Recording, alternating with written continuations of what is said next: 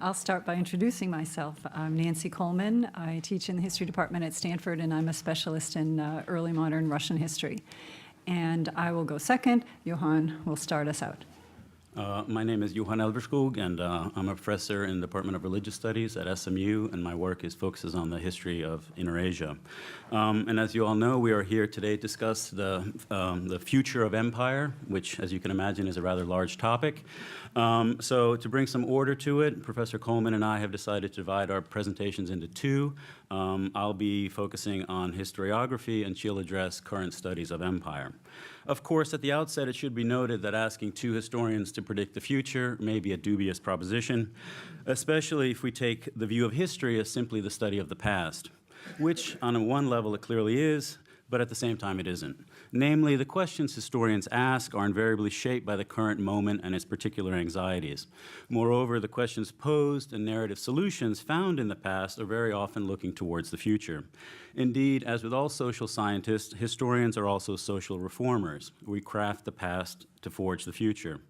A great example of this in contemporary America is the current avalanche of books on the Founding Fathers.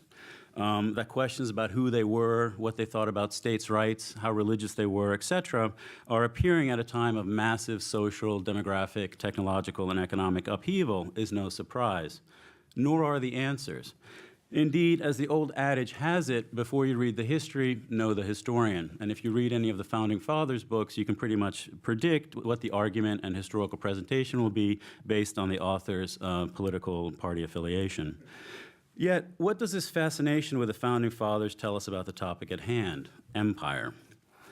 While there are no doubt many answers to that question, I would like to begin with fear. In particular, the conscious or unconscious fear of the rise of China and how it threatens the triumphant narrative of American exceptionalism. Of course, historical narratives are a movable feast, particularly in the terms of empire. Thus, it is instructive to maybe look at the case of China briefly, which is one of the most hyper-historical nations on the planet. A place where babies seemingly imbibe with their mother's milk the ludicrous claim of 5,000 years of history, and the slightly less ludicrous claim of a century of national humiliation at the hands of various imperialists. Yet what is interesting is how this defeatist narrative that fueled Mao's revolution is now being transformed into one of triumphalism in tandem with Deng's economic reforms. The best known example of which I'm sure many of you saw was the orgy of nationalism that was the opening ceremony of the 2008 Beijing Games, which, as you may recall, revolved around the so-called four great discoveries of printing, paper, gunpowder, and the compass. These four discoveries were what Francis Bacon famously claimed created European modernity. Thus, what was going on in that opening ceremony was a not-so-subtle historiographical move that basically upended 200 years of history. Yet it is only one of many interesting critiques of the master narrative that undergirds the white man's burden. And whether this will one day become the yellow man's burden, one can note two developments. First is that the Communist Party has recently launched an initiative to reconceptualize the Confucian theory of Tianxia, or all under heaven, which is perhaps the best term ever to encapsulate the idea of global domination. And second, in conjunction with this ham-fisted ideological move, there is also a more subtle historiographical turn that highlights early Chinese global trade, such as the famous voyages of Zheng He, the Ming Dynasty Muslim who sailed all the way to Africa and supposedly traded equitably there with the natives. This narrative, of course, parallels China's current guiding principle, the He Ping Fa Jian, which means peaceful development, and which drives their entire economic, political, and military apparatus. It is also a notion that makes many Western scholars scoff and invariably dredge up Chinese history to argue that everything from the Great Wall to the Bing Shu or the Manuals of War, that the Han Chinese have always been an expansionistic and imperialistic power. And today, of course, is no different. History tells us that. Of course, to put a face on these historiographical debates, let me tell you about my trip to Rwanda a few years ago. In particular, what interested me is that the two largest buildings in the capital city of Kigali are the U.S. Embassy and the Chinese embassies. Moreover, to the north, along the Uganda-Congo border, U.S. oil companies are already drilling oil in the national parks, and of course, there are U.S. military troops in the area to protect these installations. And as you may have heard recently, Obama sent these troops out to attack the LRA in the Central African Republic. And unsurprisingly, at the same time, there's a massive 4-lane highway going east into the Congo border. On the other side of Congo, in Kinshasa, the Chinese government has recently made a deal with the Congolese government. They offered $9 billion for civic infrastructure in exchange for 10 million tons of copper ore. So, King Leopold, eat your heart out. Empire lives on.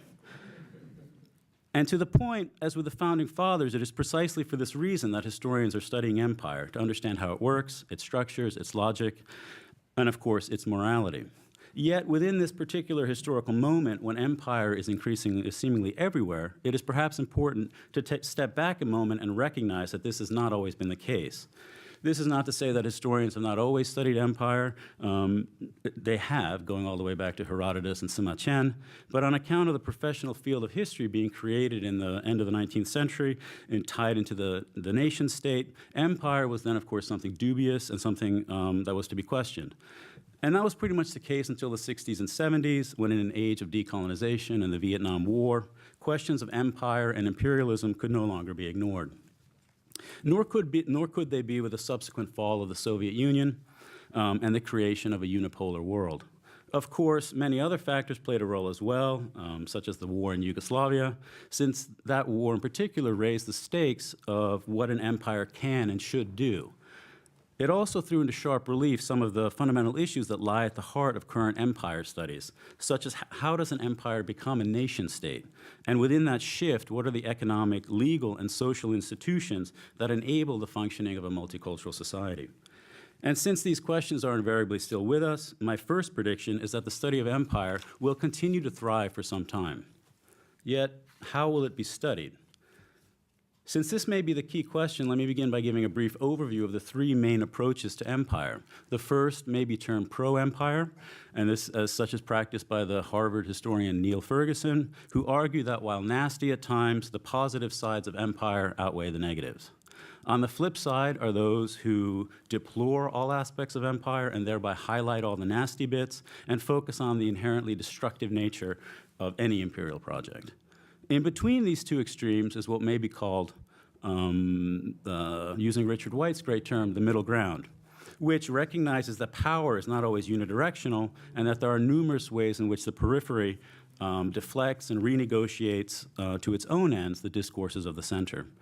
Of course, there are enormous moral, political, and historical complexities within all three of these approaches, which I can't address here.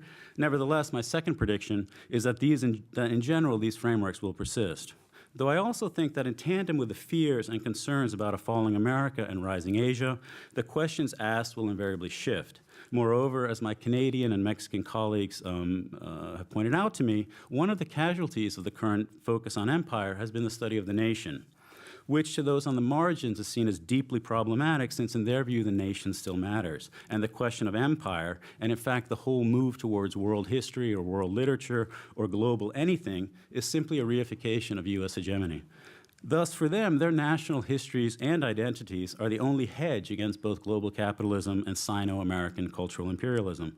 Indeed, linking this argument with Appadurai's theory of the rise of the local in relation to globalization, my third prediction is that while empire studies will continue, there will invariably be a backlash against it, and not only in terms of the moral critique or the issues of local identities or the broader issue of economic exploitation, but also in terms of broader structural and intellectual shifts.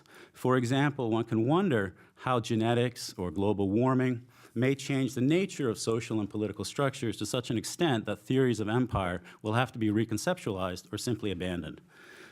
Regardless of how it goes, however, I do think that one way the study of empire will develop is that the center of gravity will shift towards Asia.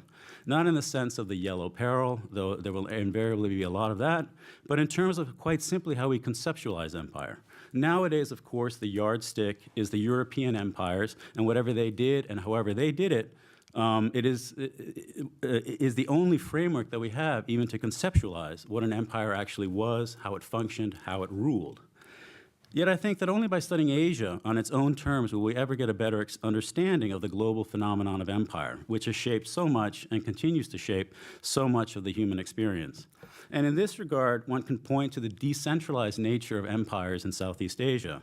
Thus, rather than focusing on ideology or legal systems or violence, all the good Marxist and Weberian things, I think in the future that the focus will be less on the center and more on its various reticulated arms of power, as reflected in diffuse network structures of non-state actors, such as traders, businessmen, and particularly religious groups. Of course, I could go on, however, my time is over. And I will conclude by saying I readily concede that all of my predictions may be completely wrong. Indeed, that's the luxury of the historian. It will simply give me something to write about in the future. Thank you.